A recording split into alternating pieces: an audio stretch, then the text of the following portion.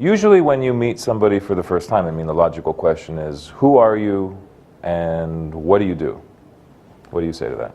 Most people would say, identify themselves with their job and say, okay, look, I am this, I'm VP of this company and I'm director of this company. But I'm just going to say that I'm just a nice person with a lovely wife, 2 kids. We live in Nova Scotia. And at this point of my time, after a long 20 years of working for in the corporate world for somebody else, trying to do something of my own and to figure out a new meaning in life. Do you know what I find more interesting than what do you do? A more interesting question to me is, why do you do what you do? Why do you do what you do? Why did you decide to create this startup and devote, I'm assuming, a lot of your time and energy and passion into it? I think my belief is a lot of people have great ideas and they have a vision, they have a dream. A lot of people, I believe that most do. But I think you need to reach a trigger point, or you need a catalyst which will eventually take you to a tipping point, let me put it that way. Right? And beyond what, okay, look, I need to do this now. To give you a strong motivation and sense of reason to do that. And in my case, it was personal. I was in the corporate life, I lived in large cities like Toronto. But at some point of time, due to personal reasons, moved with my family to a beautiful place called Halifax in Nova Scotia. And so being part of my job, I still continued to travel because I had a job in Toronto. But some point of time, it was not sustainable because I was traveling 4 days a week. I was hardly seeing my kids. So I was like a weekend husband and weekend father to my family. So that had to change because my kids were growing up. So I thought, okay, this seems to be the right motivation. Maybe I should do something on my own now, spend more time with the family, and at the same time do a startup, which I always wanted to do. And so I would say that was a trigger point was purely personal in this case. So you needed to, I guess, go into an area of unhappiness in order to find happiness. Is that what happened? Yes. Yeah. Okay, so let me take that a step further then. What would you say, because I find that sometimes failure is a great motivator. Correct. And sometimes we learn the greatest things by failing. Is there one thing that you have failed at, or let me say it this way, what is your greatest failure? In my life so far, I think I would consider my greatest failure only to be personal. For a long time in my life, due to my corporate life and the corporate pressures, I do not think I gave enough time to my family, and I was not the father. I was not around. I was always traveling on the road, trying to get the next best deal, and I was so busy with my life. And I think that was my greatest failure in not being there for them when they needed. And this time I'm happy that I'm there for them, and I'm still able to do what I want to and pursue my passion and my dreams. I think that I would consider as a success, because I look at life like, and work, they are like, you're juggling all the time. It's like a jugglery, right? Sure. So the only ball while you're juggling, you can't let it drop as a family, which is like a glass ball. So I hope I'm not at that point, and so it's time to rebuild on my personal life, and also rebuild all those connections that I had with my wife, and because I'd lost all of that because of my work. And that's my greatest failure so far. And see if I can, while I'm doing my startup, can I also reestablish that personal connections with my family. Right. That's great. So you've come here from a far distance in order to participate in 8 billion acts of innovation, to pitch your idea in front of investors in the hope that they can be a part of helping you realize your dream. How was the experience? No, experience was phenomenal. Although investment was just one side of why I really came here. What motivated me to come for this event is, I think it's just beyond investment. It is to connect to a community of AI people.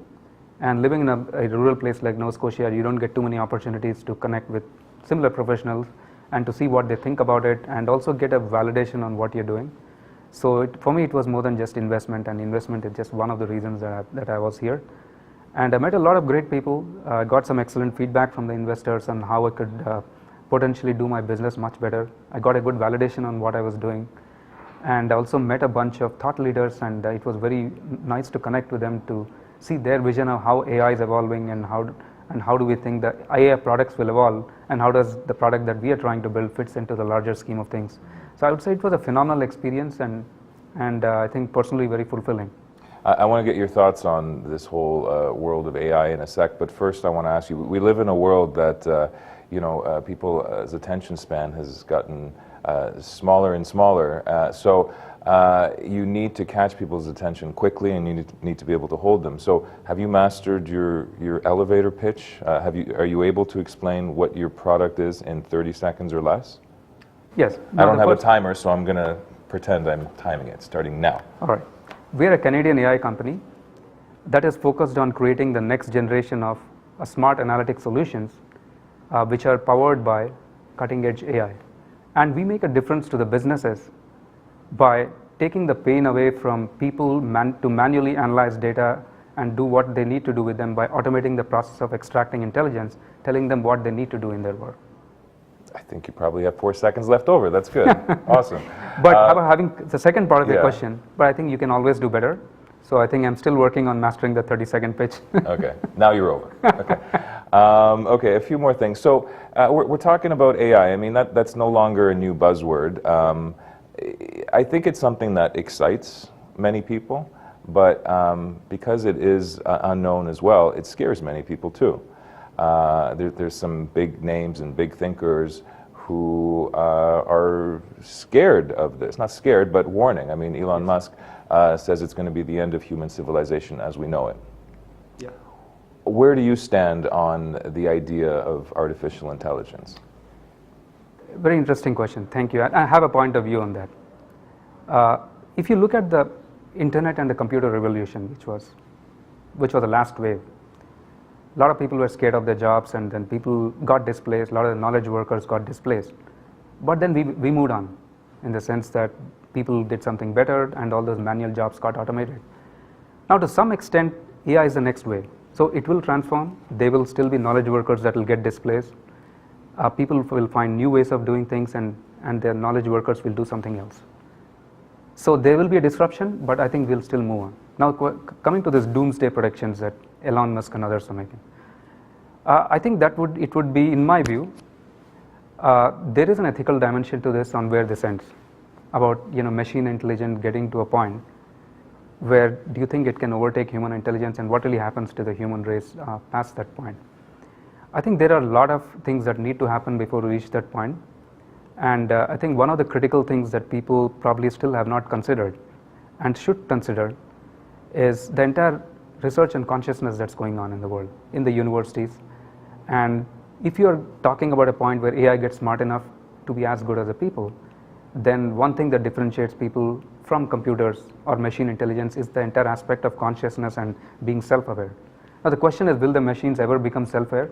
That's still up in the air, and till we reach that point, I think I would still say the...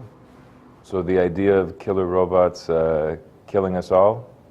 I think killer robots is maybe, mankind is very good at destructive things, building nuclear weapons, so they don't killer need robots. For that. Yeah. Awesome. So is there anything, last thing I want to know, is there anything in the world of AI that is happening or that you predict will happen that you're most excited about? What are you most excited about when it comes to AI? I think I'm most excited about, there are a few people that are beginning to start integrating consciousness into AI. Can computers become truly self-conscious? Because till that happens, you're just getting a machine to be smarter at doing certain things in a much faster and smarter way than humans are capable of, but that's still not truly intelligence. But there are some people beginning to think about how can I make this self-aware? And there are, for example, there's a guy called Federico Fagin. He's got a foundation in which he's investing in consciousness research as well, and can we build conscious computers? I think those cutting-edge development to me are very fascinating, and I think in the future, when we reach that point of computers getting to be really smart and self-aware, I think these are some of those which are still on the fringe, but I think these are some of those efforts which is potentially, I would say, game-changing in AI. Nice. All right. Well, let's say to be continued. You have a flight to catch. Yes. Okay. So thank you for being here, and very nice to meet you. Until next time. Take care. Yes. Thanks.